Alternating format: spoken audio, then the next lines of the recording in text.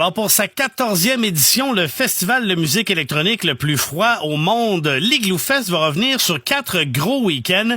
Affiche encore une fois cette année une programmation incroyable. Et pour nous en parler, on va aller rejoindre le grand Manitou de l'événement. Nicolas Cournoyer, comment ça va? Ça va très bien, toi? Ben oui, la fébrilité est à son comble. C'est demain que ça part, là? Oui, effectivement. Comme à chaque année, toute la période de montage, c'est toujours un peu stressant. Avec la météo qu'on a eue le dernier week-end, on l'a échappé belle, mais c'est ça, on va être prêt pour jeudi. Justement, tu me fais penser, c'est une question que je voulais te poser. Est-ce que on parle beaucoup du réchauffement climatique sur un événement qui se déroule l'hiver? Est-ce que ça a un impact, vous? J'imagine que oui, les dernières années, là. Oui, je veux dire, je pense qu'on est des témoins privilégiés de l'impact des changements climatiques parce que d'année en année, il y a plus en plus de températures un peu extrêmes, des écarts extrêmes. Là, c'est ce qu'on redoute le plus. Là. C'est des températures qui vont aller à plus 5, le lendemain, va à moins 20. Ça fond sur le site, ça gèle, ça fait le patinoire, c'est plus dur sur les équipements, sur le monde et tout ça. C'est parmi les défis qu'on a. Puis ce qui annonçait comme un peu la catastrophe week-end dernier avec une peut-être crise d'hiver-là, une variation de température d'un degré change tout. Puis c'était beaucoup plus d'appui après ça du grésil. Fait qu'on s'en est très bien sorti. En espérant que l'Igloo Fest ne devienne jamais l'Iglace Fest. Non, ça on n'espère pas. Bon, encore une fois, cette année du 16 au 8 février, 16 janvier au 8 février, vous allez faire triper les Montréalais, les Montréalaises, les gens de l'extérieur aussi. J'imagine qu'après 14 ans, là, l'événement attire beaucoup de touristes, même de l'étranger maintenant, là. Oui, ça depuis déjà plusieurs années.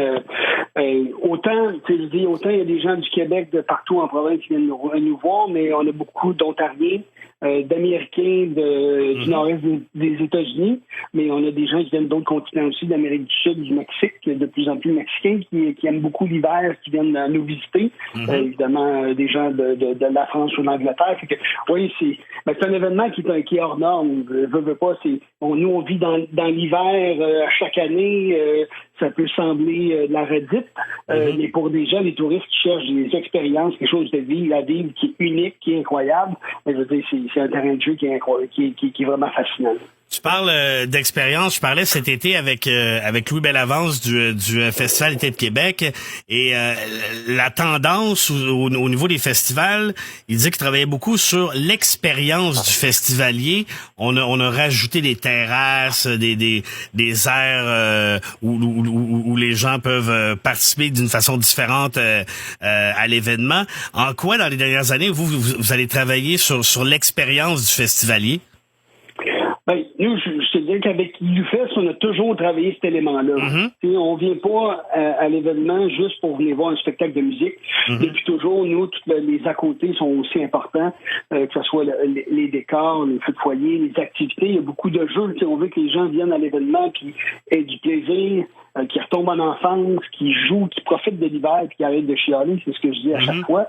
Donc, cet à côté-là, oui, est important dans comment on anime le site, mais aussi dans les petits détails sur comment on accueille. C'est vrai qu'il y a de plus en plus de gens qui veulent avoir des endroits avec, surtout l'hiver, terrasse chauffée, toilettes chauffées, plein de commodités. Ça dépend du festivalier. Il y en a qui préfèrent juste être sur le plancher de danse puis vivre leur vie là puis avoir du fun, lâcher leur fou. Mais effectivement, cette expérience client-là, c'est une tendance qui est mondiale dans tous les événements. Puis chacun essaie de se démarquer à sa façon. De toute façon, avec toute la chaleur humaine qu'il y a durant l'événement, il y a pas de quoi avoir froid du tout. Et là, cette année, au niveau programmation, les jeudis, vous allez les dédier à une programmation complémentaire. Vous avez appelé ça les offres Igloo. Oui. Tu pourrais nous en parler un peu? C'est quoi au juste? Oui, effectivement... Du fait, c'est sur plusieurs week-ends. Depuis 2 ans, on était à 9 soirées. Donc, le côté plus officiel, Igloo Fest, on garde les week-ends, les vendredis, samedis, pour justement la fonte techno et se garder les jeudis plus en mode événements spéciaux.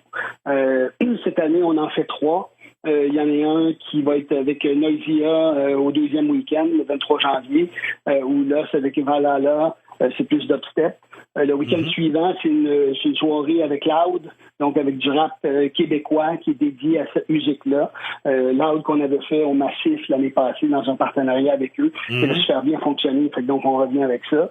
Et le troisième jeudi qui va avoir lieu le 6 février, c'est un Boiler Room. Le concept du Boiler Room, c'est d'avoir l'artiste sur le plancher de danse avec le public à l'arrière. Ouais. Et donc, ça va être la première fois qu'ils vont faire ça à une température aussi basse chez nous, dans un pays hivernal. Fait que c'est une première pour eux, évidemment, avec tout le décor des Glue-Fest à l'arrière. Très, très cool, ça. Et puis, tu parlais de soirée pop avec Loud, K-Tranada, tout ça. Oui. Donc, vous suivez aussi les tendances. Le hip-hop, le rap au Québec prend énormément d'ampleur. Fait que vous suivez le courant aussi. Ben, effectivement. Je veux dire, nous, la musique électronique, c'est une musique qui est quand même en bonne partie urbaine, au sens large, puis son métissage avec toutes sortes de musiques se fait depuis plusieurs années. Et évidemment, il y a une recrudescence de la popularité que ce soit du rap, du hip-hop. On est très conscients, puis je veux dire, en tant que musique urbaine et autres, oui, on s'adapte à l'offre et à la demande.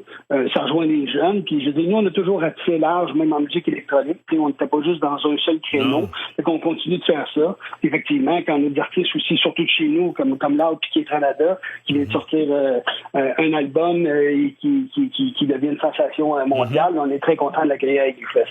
Avec Anoja Beats, Rufus Dussol, bref, il y a plein de gros noms. Puis il y a pas juste la scène centrale, il y a d'autres scènes aussi complémentaires que les gens peuvent aller triper pour avoir des univers différents. Écoute, j'aimerais terminer avec un petit quiz en lien avec l'hiver au niveau de la programmation. Si je te dis la soirée idéale pour faire Igloo cette année, ça serait quelle? Igloo? Ouais. La grosse soirée de party, là. Moi, j'irai avec la finale de l'événement avec Charlotte DeWitt le 8 février.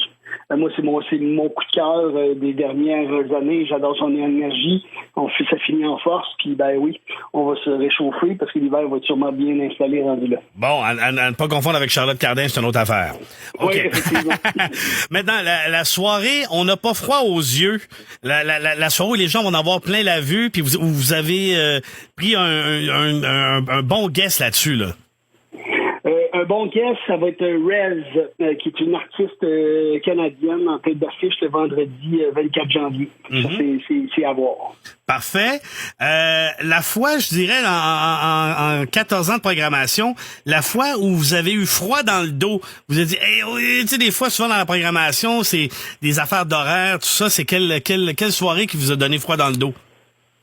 Le plus froid dans le dos en 14 ans, en fait, c'est pas tant à cause de la programmation. La fois où on a le plus froid dans le dos, c'est là où il y a eu un gel, il y avait un vortex polaire, comme on dit dans les médias, et où des conduits d'eau ont gelé, ont brisé, et il y avait tout le matériel technique pour les boîtes de son.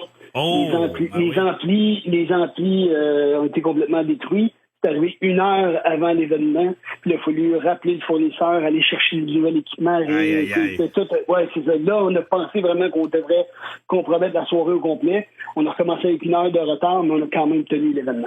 Wow, solide. C'est toute qu'une équipe, j'imagine, qui est derrière ça en plus. Et là, je terminerai avec la soirée qui va donner des frissons qui va donner des frissons à tout le monde, là, que le monde va faire wow, j'étais là, et cette année c'était vraiment un événement marquant à ne pas manquer, là.